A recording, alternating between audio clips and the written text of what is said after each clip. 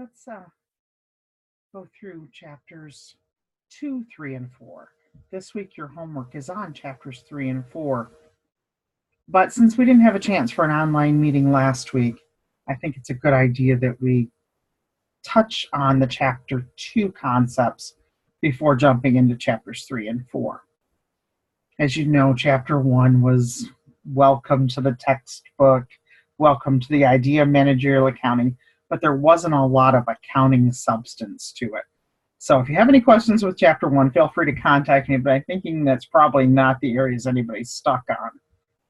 So in chapter 2, we really got a chance to start talking about managerial accounting, and in particular, manufacturing.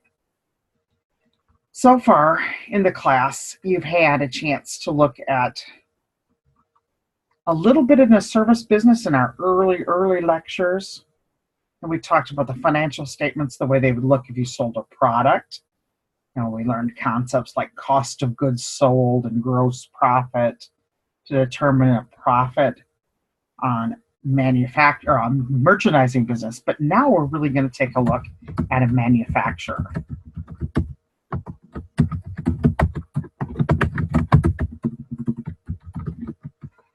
A manufacturer's balance sheet looks very similar to all the other balance sheets and all the other types of companies you've seen.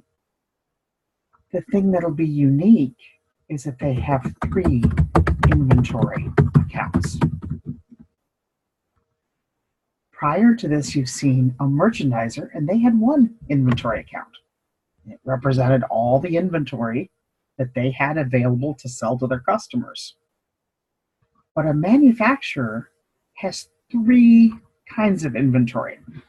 One would be called raw materials.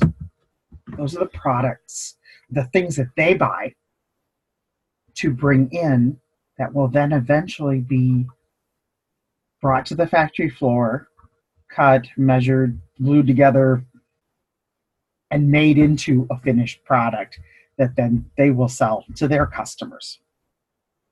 While the raw materials are waiting to be used, they sit in a warehouse. Imagine this big storeroom of all the raw materials. Then there's also work in process. I like to think of this as the factory room floor. If you walked in and saw the actual factory floor, everything being worked on, all the machinery, all the assembly going on, and then finally, finished goods. The products that are completely finished, you are done assembling them. They are just waiting for someone to buy them. Finished goods is just like the merchandising inventory account. It represents the items that you're waiting to sell. That'll be the only difference on a balance sheet. The balance sheet of both kinds, merchandiser or manufacturer, are similar. The real difference is in the inventory accounts. On an income statement,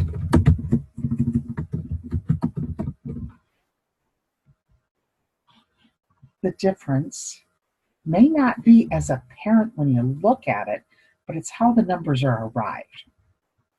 You're still going to do the calculation of sales minus cost of goods sold. I'm really simplifying here, but you would take away cost of goods sold to get gross profit. Let's put a little minus sign here in front of cost of goods sold to make sure it shows up. And after gross profit, we would take away expenses and finally result in net income. Yes, I'm skipping things like paying taxes. So in the fancier financial statements you've seen, there's a lot of lines in between here, but that's really what's going on. For a merchandiser, cost of goods sold was easy to compute.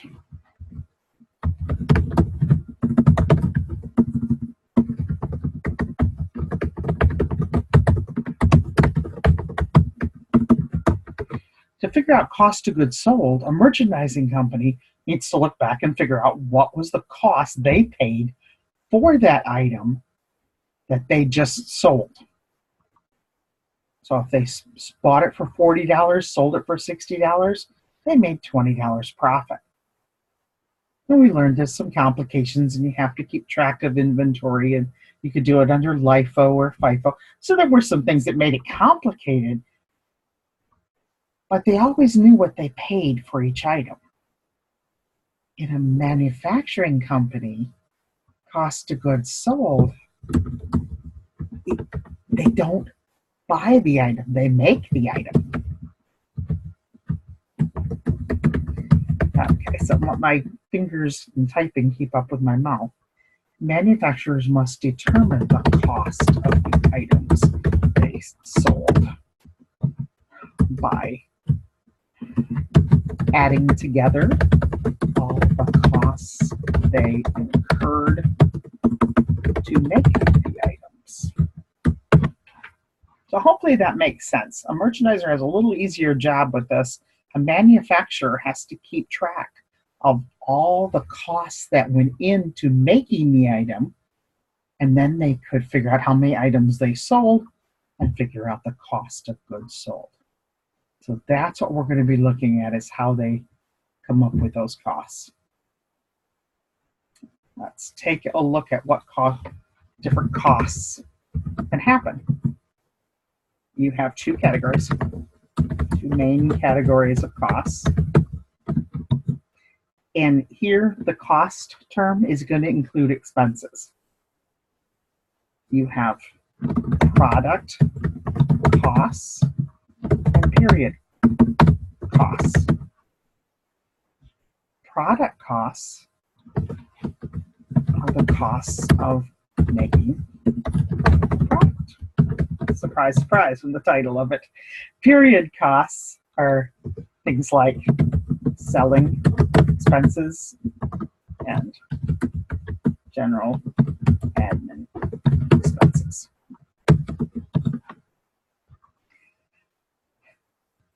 What we're going to be doing is looking at what goes, more significantly, what goes into both of these categories, and making sure that you can look at a list of costs and put them in the proper categories. So going into making a product, the product costs are direct materials. I'll explain more what that is. Direct labor, again, I'll explain it, and overhead. But those three things are what make up product costs. So let's get into some definitions. Direct materials are the materials that become part of the finished product. So if we're making furniture, we might have fabric, wood, nails, glue, stain, foam, to make the cushions or to add some padding to the seats of the chairs. We have various things that are all going to become part of the finished product. Those are considered direct materials. We're also going to have something called indirect materials. And they're going to be included in a catch-all category called overhead.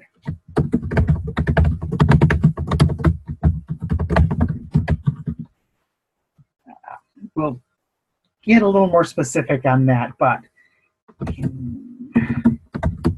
indirect materials are one of those items. What is an indirect material? It's a material used in the factory, but not becoming part of the final product. Gets a little easier when you have something to picture. Imagining we're making those pieces of furniture. We have to cut the wood, stain the wood, sand it down, glue it together. Indirect materials could be the saw blades on the saw, the sandpaper used. Those things are consumable, In our warehouse full of materials, we're going to have a box of saw blades, a case of sandpaper. That's going to sit in the warehouse waiting to be used also, just like the bolts of fabric and the sheets of plywood and other kinds of materials. So those indirect materials are indirect because they don't become part of the product, but they are used in the making of the product. Given that definition, direct labor becomes fairly easy. This is the wages of the people who actually, I can type, make the product. These are the assembly line workers. Their labor is directly involved in making the product. But you have people in the factory who are very essential to the production process, but they don't make the product. They would be considered indirect labor and go in the overhead category. That would include the people who come and fix the machine. If the assembly worker finds the machine is malfunctioning and not doing what it needs to do, they'd call over this person's skilled in fixing. Some people would call them the maintenance crew. Some would call them skilled trades that know how to fix the machines when things go wrong. Could be the supervisor who oversees the production. That would be another indirect labor. The janitorial staff who make sure things are clean and sanitary around the factory. All those people are essential to the factory, but they're not directly involved in making the product. So overhead involves all the other, and I'm going to clarify that just a little, all the other factory costs of making the product. So when you're given a choice and you've got all these costs listed, and you know that some things are going to get thrown in period costs, and then there's this catch-all category of overhead, to distinguish it, look for any indication that this cost has to do with the functioning of the factory. If it has to do with the office, headquarters, imagine there being in a separate building where the offices are located, and a store or the sales staff. Those are period costs. If it has to do with the factory, it's overhead. So hopefully now you're able to break down period versus product costs. And you had, I believe, an exercise in your chapter that asked you to do that. Don't have it off the top of my head at the moment. But if you're having any trouble breaking those down, make sure you talk to me, because that's essential to us moving forward in the other chapters. You'll want to know how to break them into period and product costs.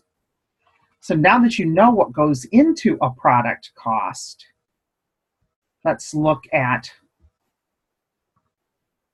how cost of goods sold is computed. Because the cost of the goods sold is really the cost of all of these things for the products that were sold. Somebody's got to be keeping track of the costs as they happen. And the way they do that is they make entries into those 3 inventory accounts. And that helps feed in the numbers. Just give me a second. I'm trying to think how much I want to bring up here and how much is going to come up in another chapter.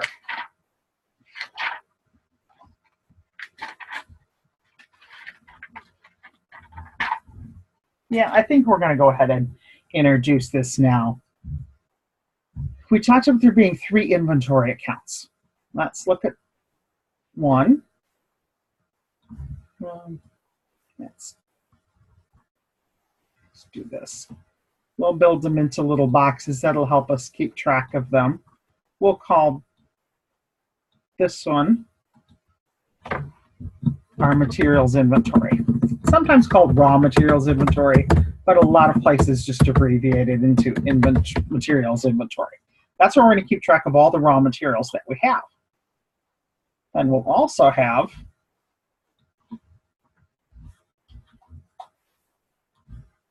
a work in process account,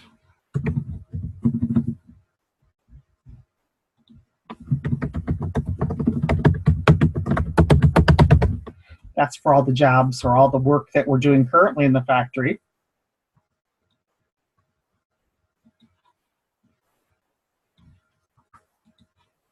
We'll have the finished goods. But we have one for each of our 3 inventory accounts.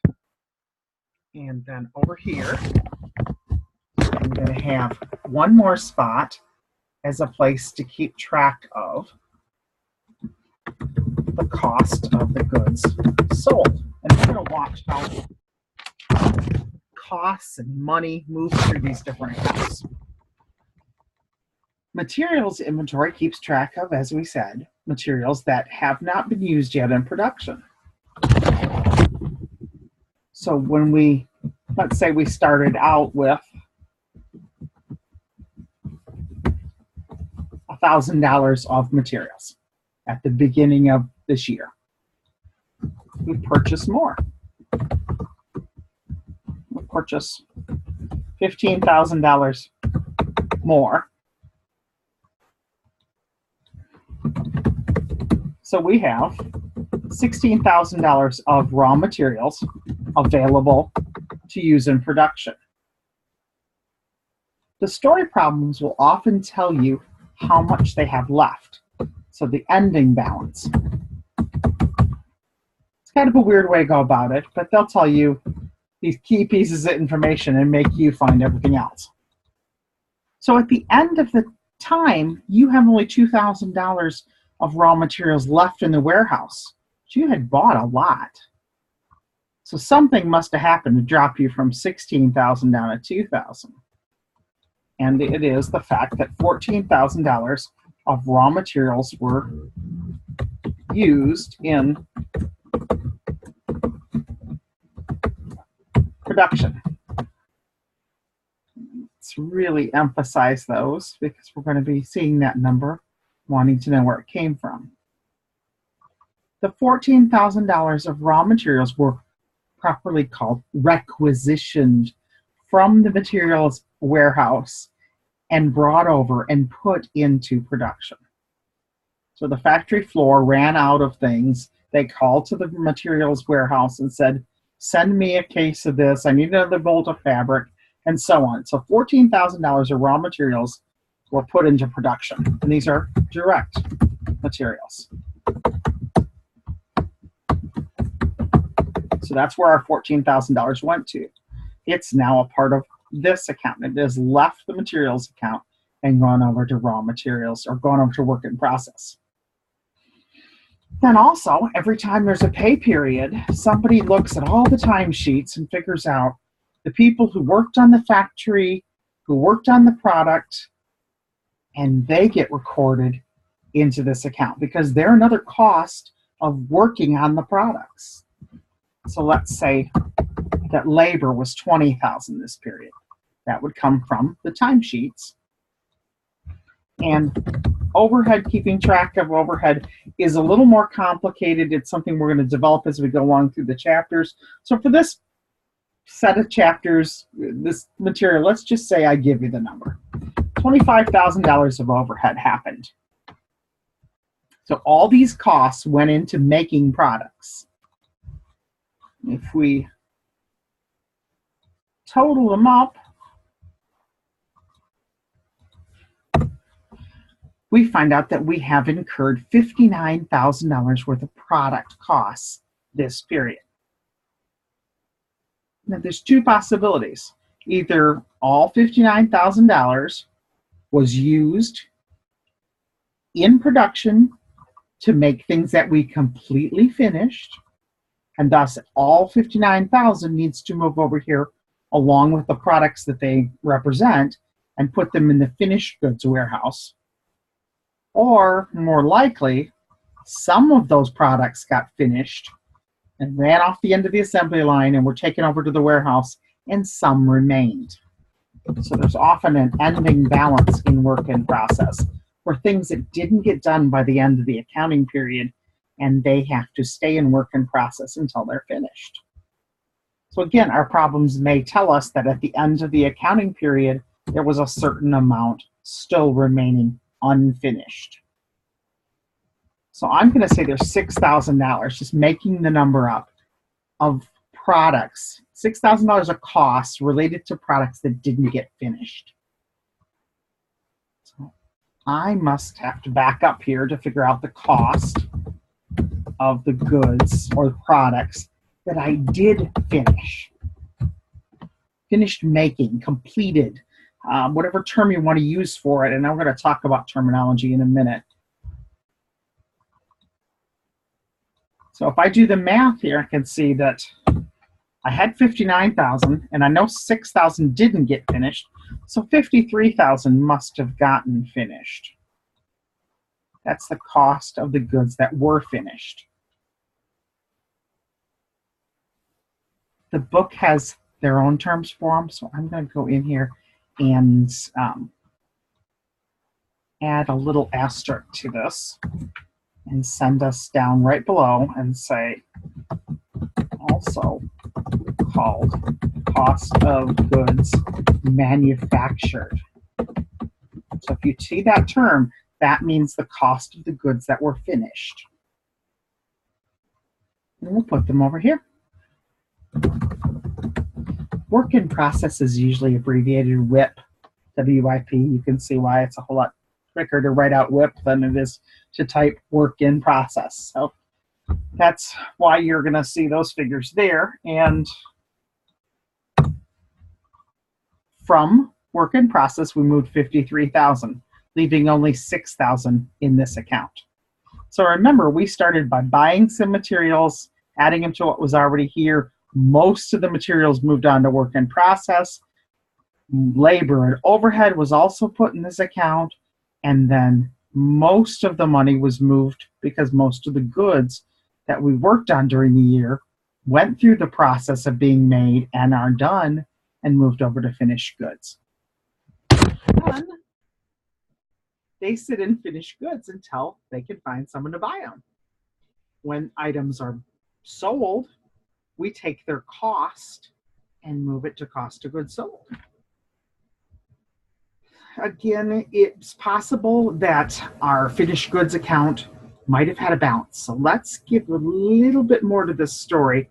It's going to be representative of how you might see it in your homework. You might say there was a beginning balance. In other words, there were already finished products in the warehouse before we moved these $53,000 worth of products in there. So now there's even more. So I'll make up a number and say there was $3,000 of products in the finished goods warehouse before these 53,000 arrived. Adding in the 53,000 that we brought over there, there would be 56,000 available to sell. The ones that are sold,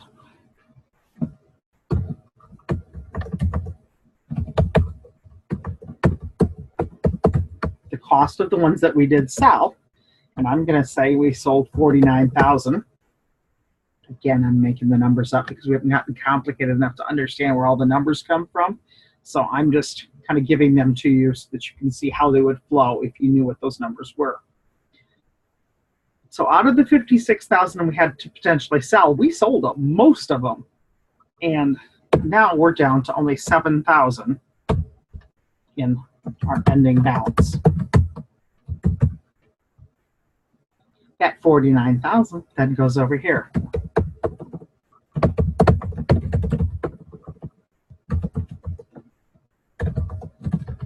Whatever time period we're doing, sold during the month, the year, whatever our time period is, then that is our cost of goods sold that we would put in our income statement right here.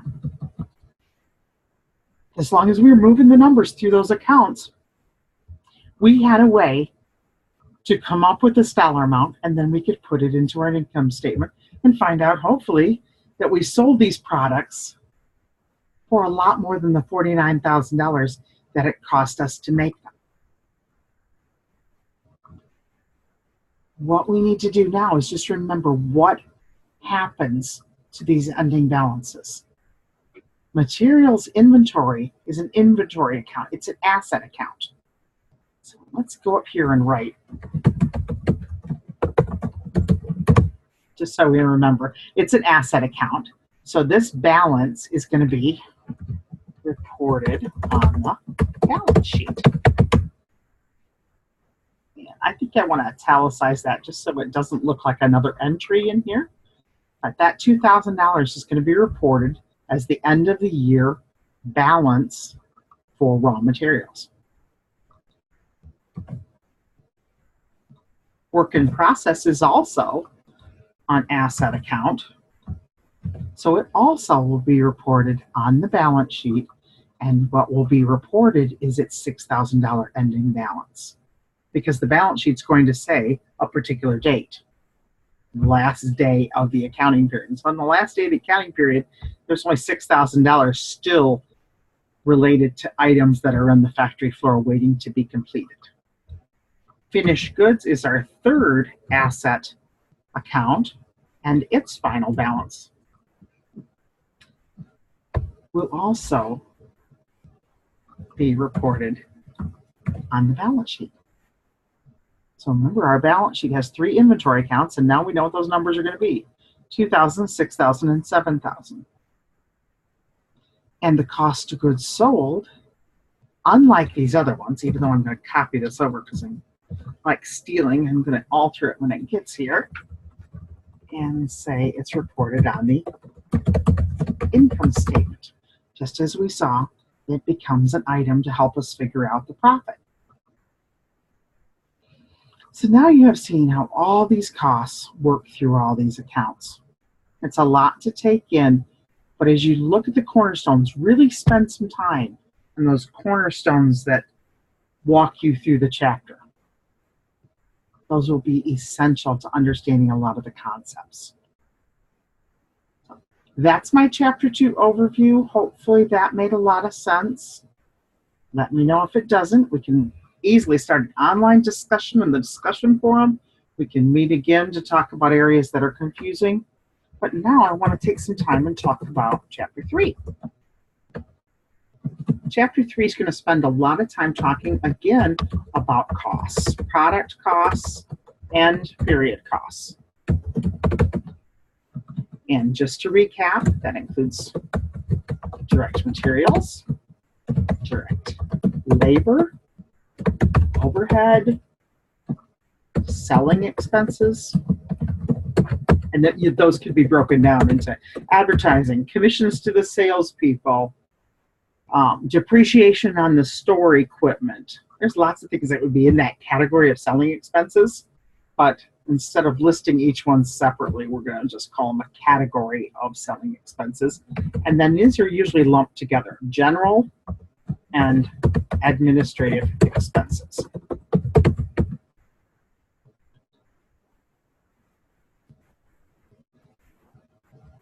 We've learned in Chapter 2 to break them into the 2 groups, product and period. We're going to learn in this chapter to break them into other categories. And let's take a look in Chapter 3. And you will see that they're talking about fixed costs and variable costs. Those are the 2 categories that they're going to put these costs into. I'm going to take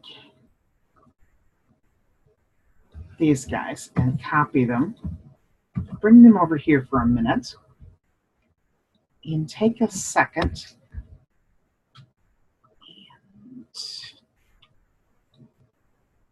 sorry, this may seem pointless, but I really think it does demonstrate what we're talking about.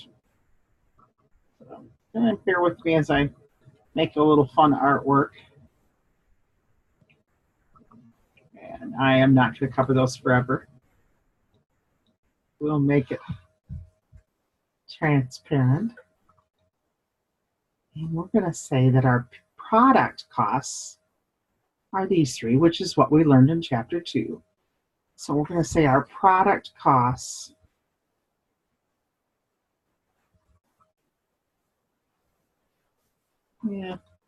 those blues kind of match. And then we'll take another circle and we'll paste it and encompass these others. That's not going to help if we don't get colors a little different. So this next circle, let's turn that one into green. We'll say our period costs are the green things.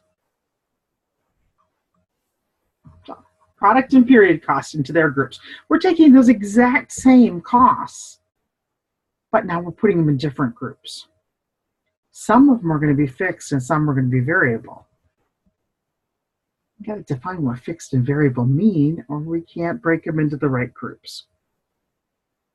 So fixed costs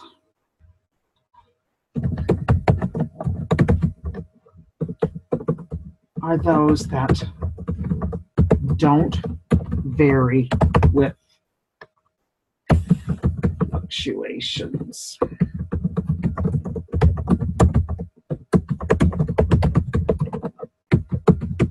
Okay, big fancy words for kind of an easy concept.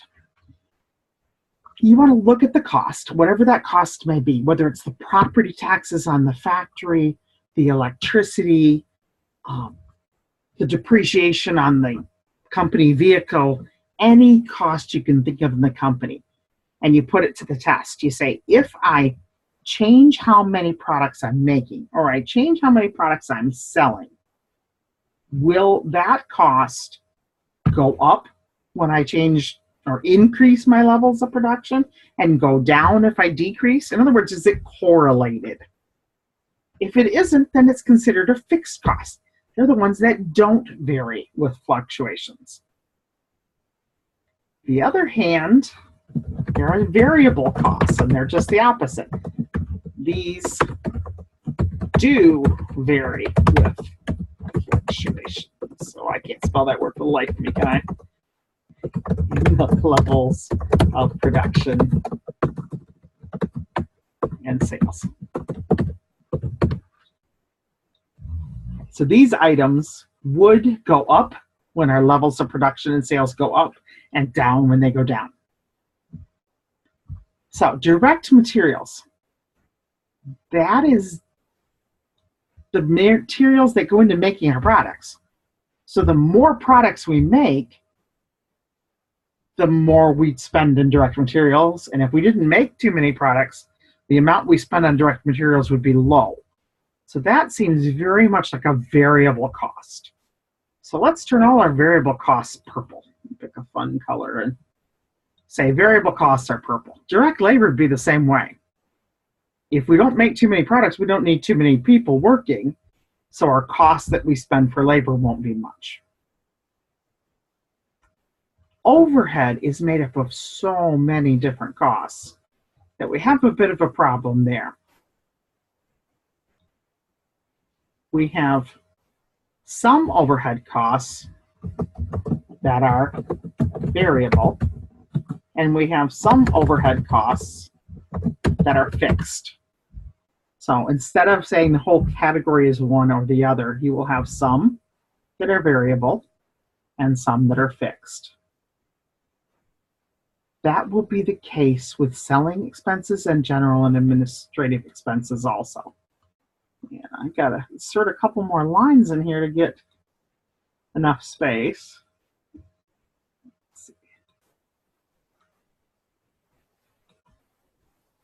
Let's pull this guy down and say selling expenses can be variable.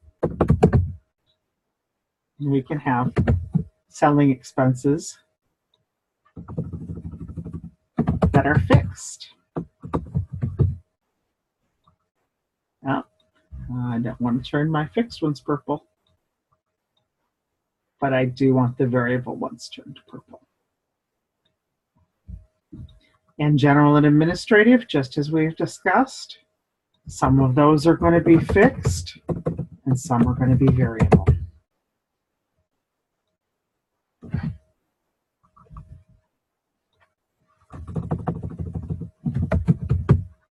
We're going to work with these a lot, so this isn't 100% clear just in our little discussion of it. Don't worry, it will get clearer as we go along. Just understand that these costs over here, these 5 things that we were listing, really do make up a lot more costs, and they can be broken in different ways. Here we broke them into product and period. Here we're breaking them into fixed and variable. When a company figures out all their costs, they can figure out a cost formula. Let's find a good example in our chapter.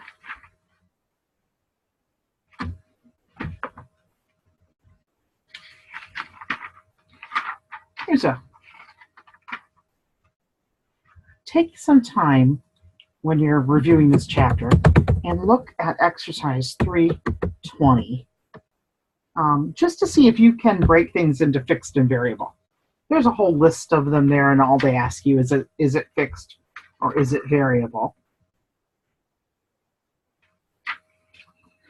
So now what we're looking at, this is going to play right into chapter 4. So some of the stuff I'm talking about here, I'm probably actually stretching a little bit into chapter 4. 3 and 4 are so related that it's hard to see where one chapter ends and the other begins. But we need to be able to break things into fixed and variable. And let's say I do that and I come up with my fixed costs. I take all those fixed costs, I research and find out how much money each one represents, and I come up with $1 million for next year. That's my budget. I really think next year's fixed costs, all those things up here, are going to run me $1 million. And again, I'm making the number up out of my head, but trying to come up with an idea. Now, variable costs are a little harder to do that with. I mean, I can know about what something's going to run me. Okay, I could say, materials cost me $5 for every product I make. Then, of course, I've got labor. It takes a few hours for every employee to make product. And employee time, well, I pay them about this much per hour. So I could do all these calculations, but until I know how many products I'm going to make, it's going to be hard to know what my total variable costs are. So variable costs are usually computed per unit. So you'll get something like $20 per unit.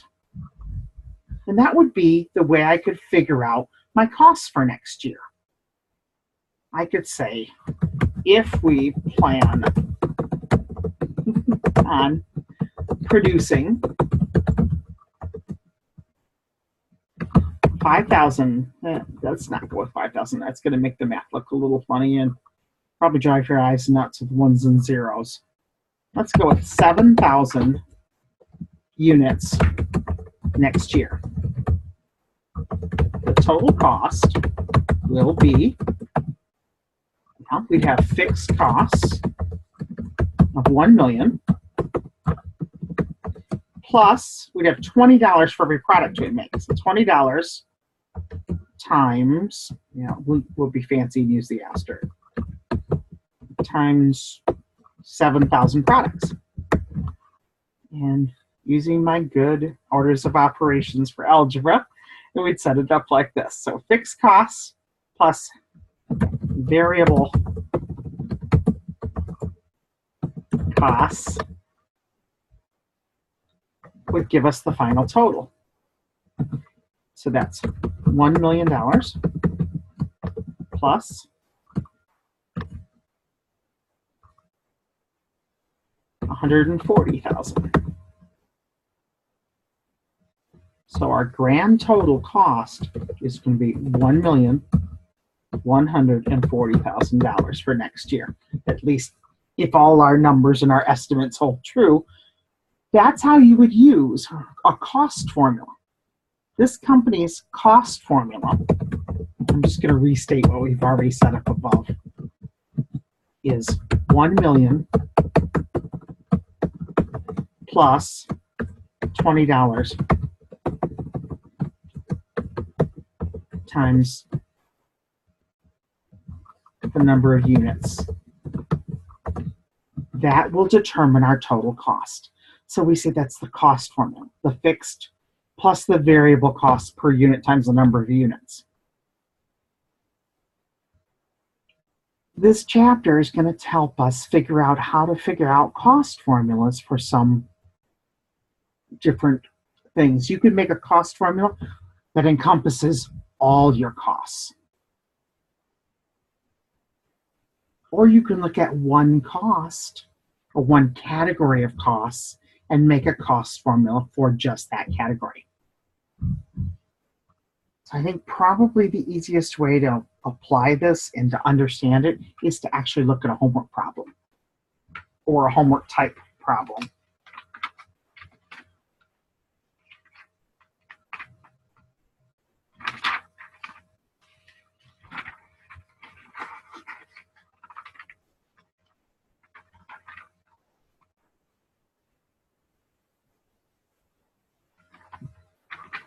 Bear with me as I try to find one that is a good one in the book that doesn't get into more than I want to get into at the moment.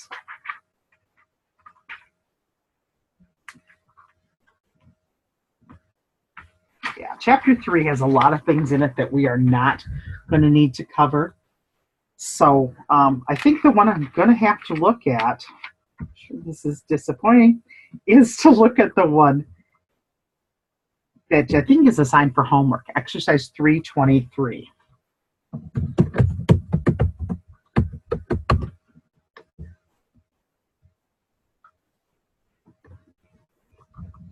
Okay, exercise 323 relates to the box of Alicia Incorporated, and they make medical stents for heart bypass surgery.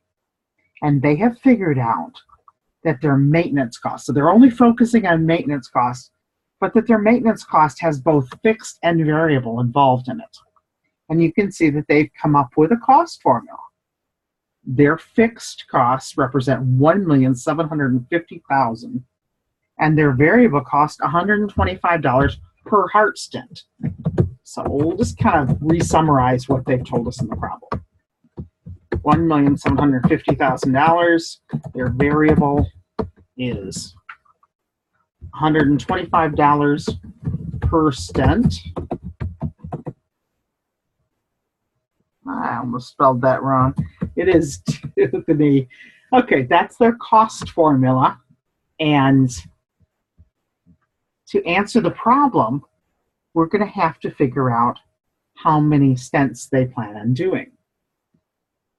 In the paragraph or in the little box, it says last year she produced 50,000 stents. So our requirements are, what is the total maintenance cost she incurred last year?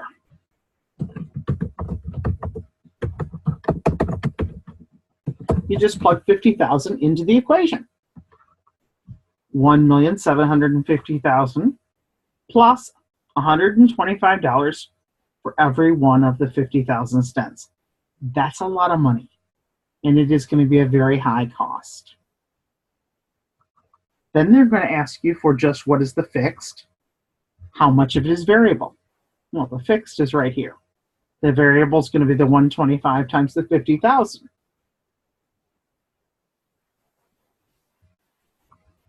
Then question 4, what is the total maintenance cost per unit? When you do the math, you get 125 times 50,000. You end up with 8. I'm going to type it out, million. So if you want to find out what it costs for one stent, you're going to have to go 8 million divided by 50,000 stents. And you get a cost of $160 per stent. I haven't answered every question that's there, but I think that'll give you a real good sense of what they're using these equations for. Besides looking back, it's a great tool for projecting into the future. So if these costs ended up being very accurate representations, then if you know what you're planning to do for next year, you can run it through the equation and have a pretty good idea of your costs for next year. And if you do this in every cost category, you can run into some pretty good budgets that don't lead to huge variances and help you as a manager manage the business. What we want to look at, though, is when you don't know the cost equation. This problem said, here's our fixed, here's our variable, now use the equation. Some of the ones in this chapter, they're not going to tell you the fixed and the variable, and they're going to make you figure it out. Those are going to be examples such as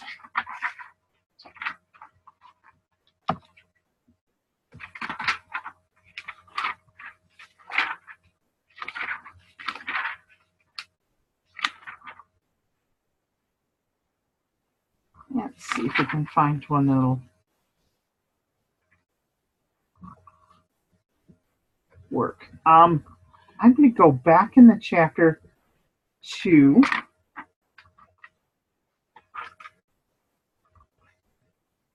a box they give us in the multiple choice questions. This is page 97. So page 97. You're going to look at the maintenance and number of machine hours costs given near the top of the page. And you can see they give you January through June. They tell you the maintenance cost and the machine hours. You can see that in January, they had almost $17,000 in maintenance cost for 5,600 hours on the machines.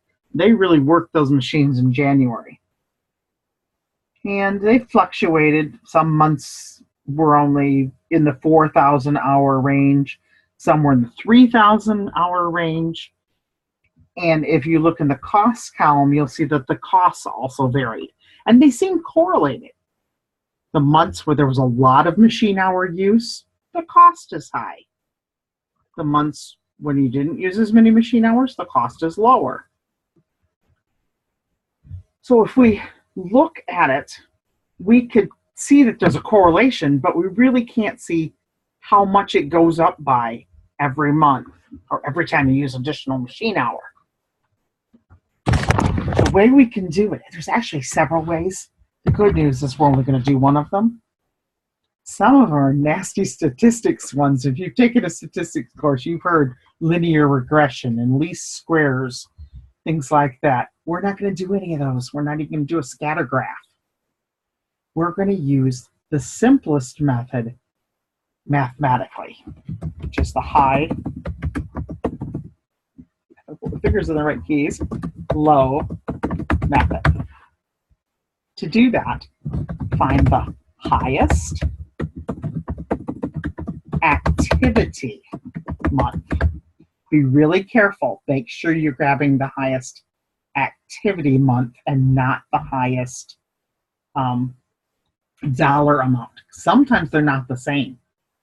So for us, the highest activity month is the one with the highest amount of hours. So that is January, which has 5,600 machine hours.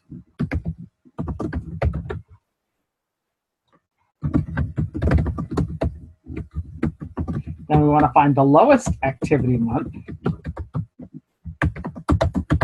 and that is April. And April has only 3,700 machine hours.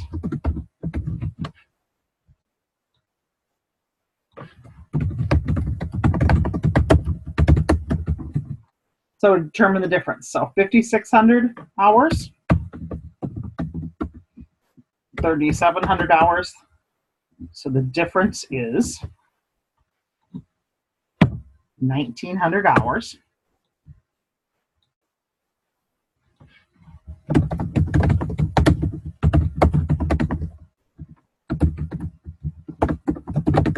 Find the difference in the maintenance cost for the same 2 months.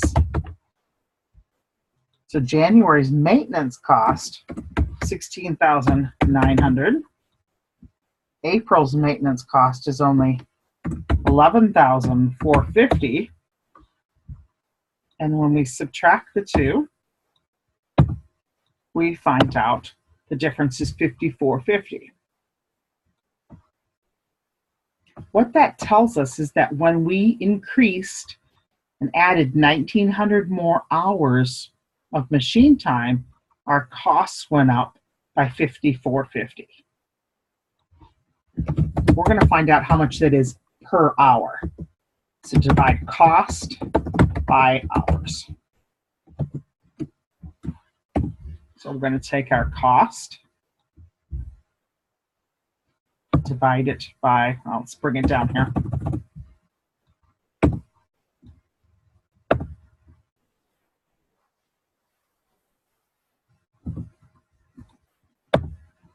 Now I'm going to put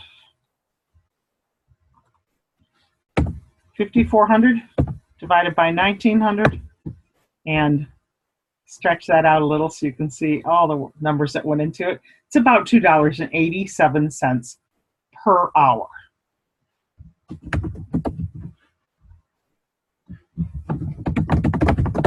So this is the variable part of our cost formula. So now we have the variable amount. Don't have the fixed yet, but we have the variable. So our next step is to use either month. This is weird because everybody thinks that there's got to be a set one you use. You can either grab January or April. Grab either the higher or the highest or the lowest month.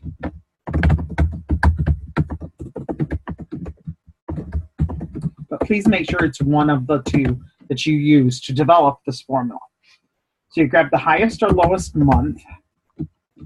It's information. So let's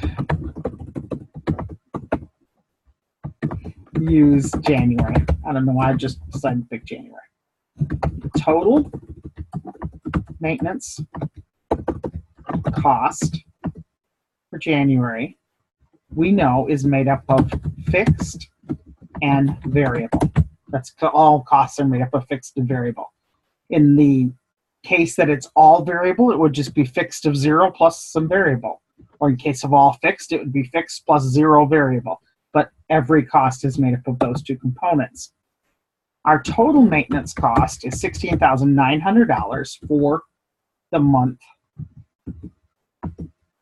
of January. The fixed is this great unknown we don't know yet. That's why it's called an unknown. And $2.87 times every hour. Now, we know in January they used 5,600 hours. So we can kind of work on our formula here. Somehow, $16,900 came from some amount of fixed plus all this variable.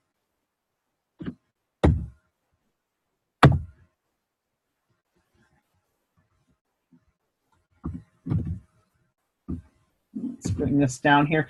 $2.87 times 5,600. Let's just figure out what that is.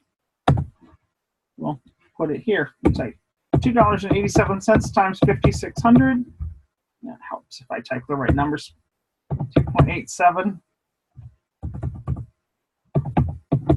and 5,600.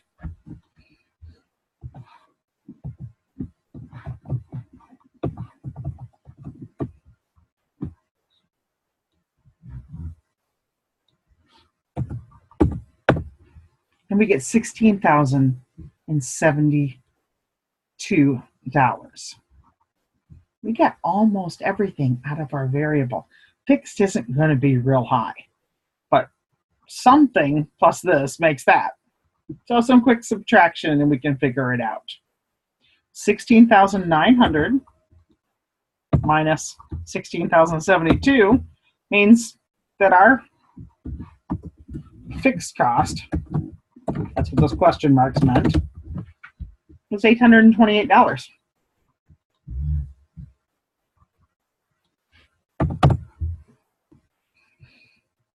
So let's see if our formula works now. Now we think we know what our formula is. We think this is the fixed and that variable is at $2.87. We said that maintenance cost, total maintenance cost, can be determined by saying $828 of fixed costs plus $2.87 times the number of machine hours. We know it works for January because we used January to get all this. Let's try it for April.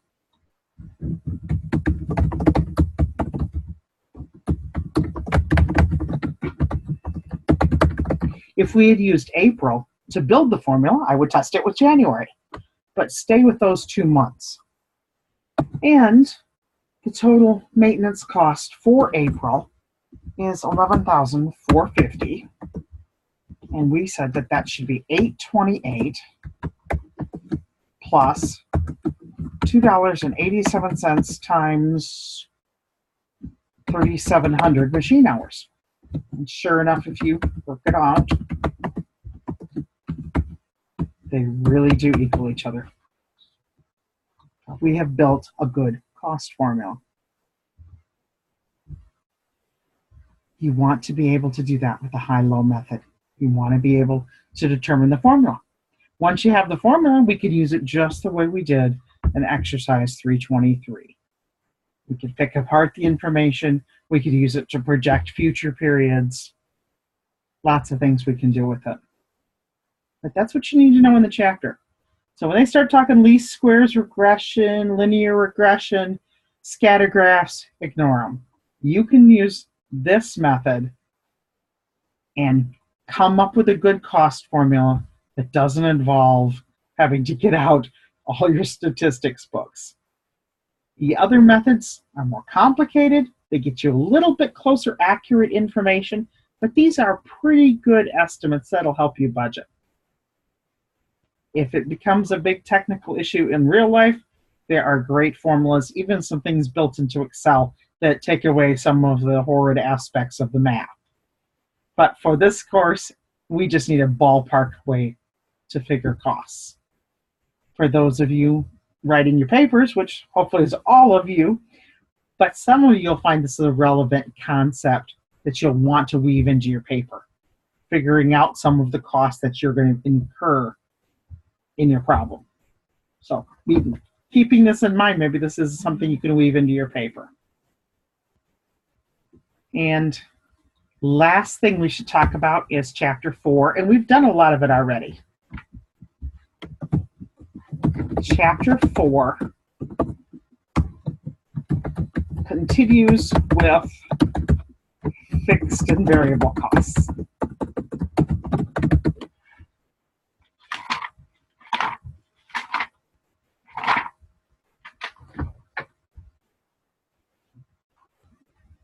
One of the things that chapter 4 looks at is trying to figure out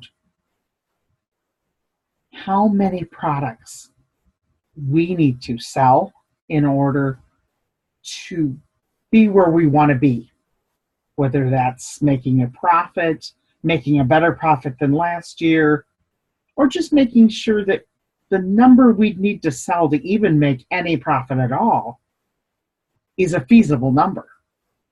How do you crunch those numbers? How do you start ballparking that before you commit yourself to making a product and then finding out later that you can't make a profit with this product? It's better doing it in the planning stages than making all the decisions and committing and hiring the staff, buying the equipment, and then finding out you can't afford it. What we're going to do is we're going to learn to look at the break even. It's just a term. BE is often when it's abbreviated, or break even. That's when profit is zero. It doesn't seem like a real goal that everybody'd want to have. You want to make a profit, but it lets you know the absolute lowest amount you must sell in order to cover all your costs, because that's what profit really is. Profit is when your revenue exactly equals, let's really scream that out there, equals costs. And there's no or nothing left over. I'm going to put this in an income statement form and show you what we mean.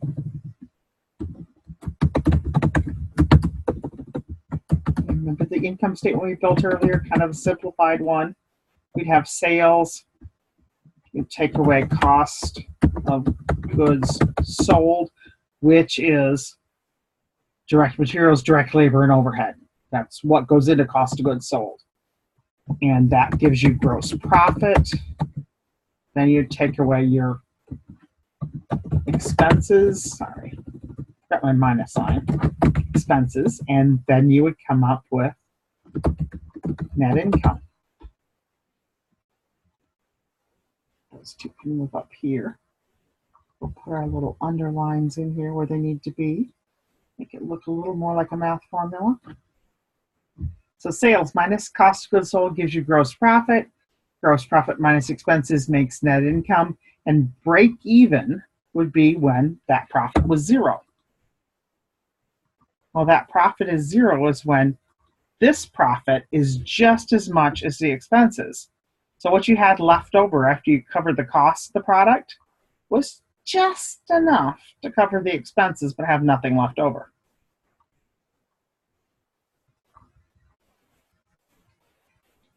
We are going to look at another format of an income statement, and that is a contribution margin income statement. It's going to seem weird, not going to make a lot of sense when we first start out.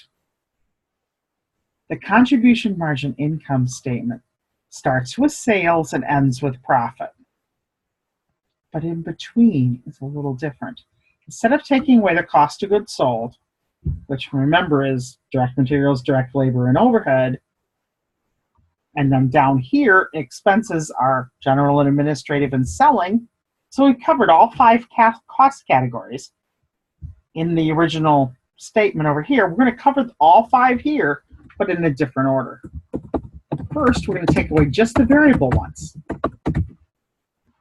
That's going to be direct materials, direct labor, maybe some variable overhead, or definitely some variable overhead, variable selling, maybe some variable administrative expenses if you have some. So all the variable expenses get taken away first, and then down here, you take away your, you probably guessed it, fixed. So the same 5, but they're just not broken into the same groups.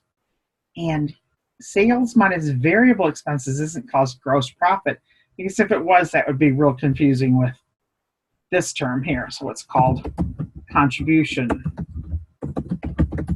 margin.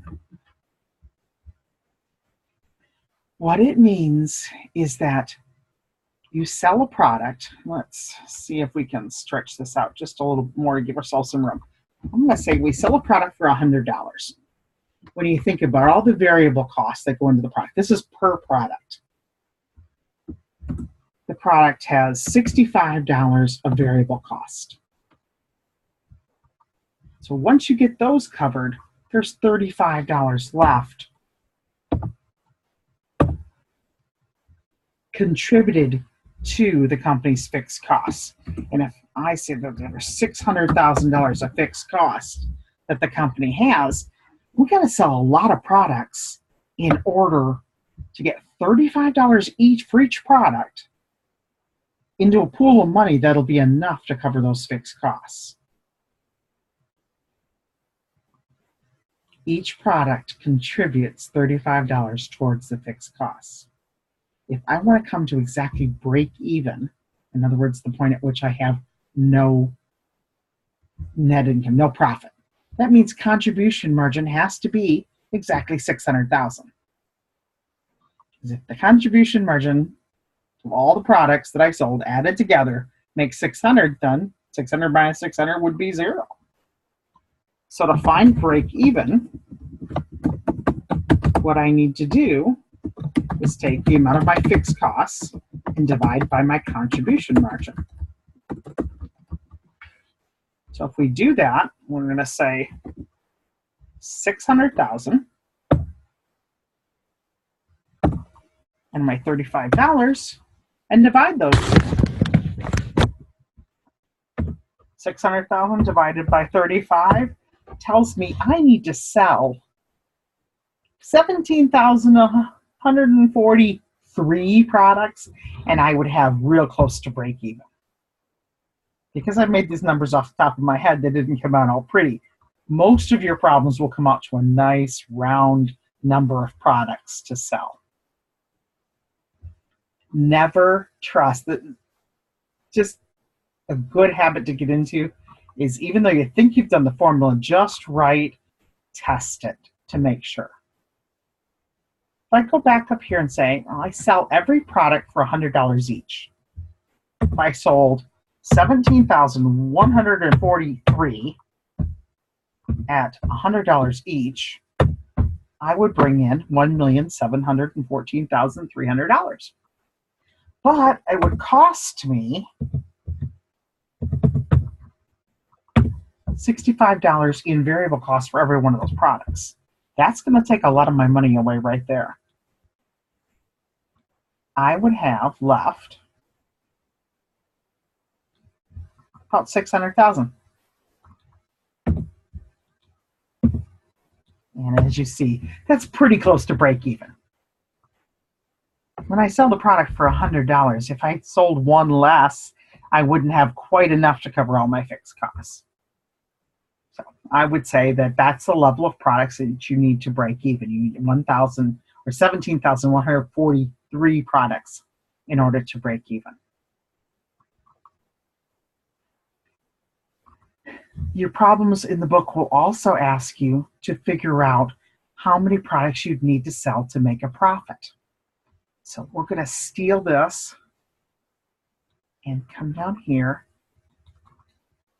and pretend that instead of breaking even, we want to make a certain amount of profit. So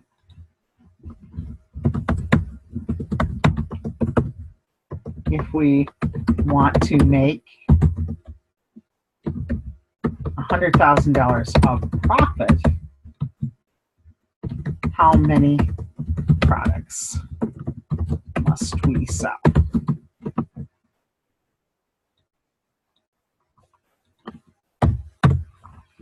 So now the number we want here is 100,000.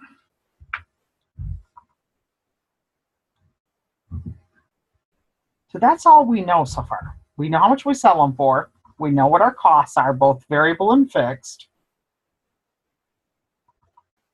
But we got to figure out how many it's going to take to sell at $100 a piece in order to have enough to have the profit left over that we want. Well, if you're thinking ahead, you're probably seeing that this number has to be 700,000. Because if that's 700,000, we could cover the $600,000 of costs and have the profit we wanted. So how many products is it going to take to get to $700,000 of contribution margin? So the formula to do that is to take your fixed costs plus your target profit. That's what they call it, what you're anticipating, what you dream for, and level of product, and divide by the contribution margin per unit. So let's do it. Fixed cost plus target profit, we've already done that. That's 700,000. And we need to divide by our contribution margin, which is $35.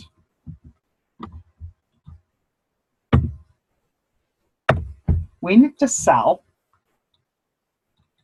20,000 products, and we will break even. Or not break even, sorry, we'll have enough profit. So test it out.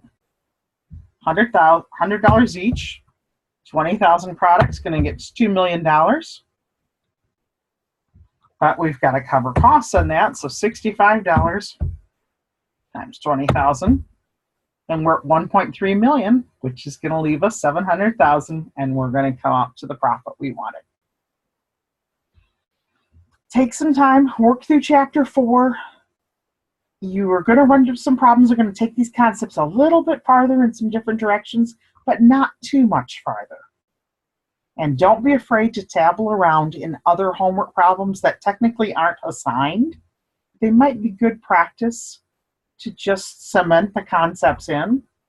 If you do that and you don't know if you're right because you're not turning it in, feel free to email me and say, hey, I worked on this extra exercise. I need to know if it's right. Hopefully you're doing okay. I know it's been hectic. We are halfway through the course already. This book, I believe, is really a good textbook. It breaks the concepts down very well. Yes, they're technical and there's a lot of math to the concepts. So if we spend some time working on them, we can get through them. And you'll find them very helpful in real life. I appreciate that you've all been sending me your ideas for your papers. I've seen some great ideas. Just please make sure you build in accounting concepts like break even or other things that we're seeing so that you're really showing me in your papers that you're using what you're learning. Otherwise, the paper could very much be a business plan paper from some other class, a marketing paper. I don't want papers that could pass for another class's paper. This needs to be an accounting paper. And most of the papers I get are great, but occasionally I get someone who you can see is trying to say, well, I never really did understand the accounting, but I'm still going to give you a paper. If you're having trouble building the accounting concepts into the paper, talk to me. We can work through it. We can get the concepts understood and woven into the topic you've chosen for your paper. So just don't wait till the last minute. Start working on your paper as you're going along, figuring out how some of these concepts maybe can fit in. And that way we'll have time to play around with some drafts and edits and get more things into it. Okay, you know how to reach me. It's always crazy in my life. I try to get back to you as soon as possible. So if you're not getting a response and you think you should have, it's time to bug me and say, hey, you must have lost my email or got lost in the clutter of your inbox. I don't feel bad about that. I always just feel bad that I've not gotten back with you real quick. So don't hesitate to contact me, and hopefully you're having a great night and that this lecture was worth something and it helped clear up some concepts. I'll put it up on the discussion forum, the news forum, so that you'll find the link to watching the video, and I'll put the Excel spreadsheet there. Have a good night.